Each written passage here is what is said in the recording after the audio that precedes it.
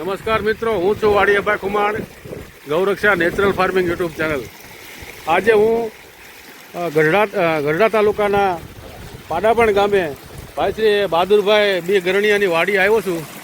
તો આ તમે જુઓ, આ જીવામૃત આપવાની કેવડી પદ્ધતિ છે. આ તળની સબમર્સિબલ મોટરથી આ દૂરથી ખેંચાઈને આ જીવામૃત અહીંયા પાણી સાથે આપવામાં આવી રહ્યું છે. અને પુષ્કળ પ્રમાણમાં આ દર પાણે આવી રીતે બહાદુરભાઈ પોતાની ખેતીમાં આ જીવામૃત આપી અને પોતાના પાકનું ઝેરમુક્ત પાક ઉત્પાદન કરે છે. અને ખૂબ જ સરસ રીતે સુભાષભાઈ કૃષિના કાર્યમાં જોડાયેલા છે. આગળ વાડીએ અહીંથી એક ખેતરવા દૂર છે, ત્યાંથી આ જીવામૃત આવે છે. ત્યાં જમીનની અંદર મોટો જબરો ખાડો બનાવ્યો છે અને એમાં જીવામૃત બનાવવામાં આવે છે.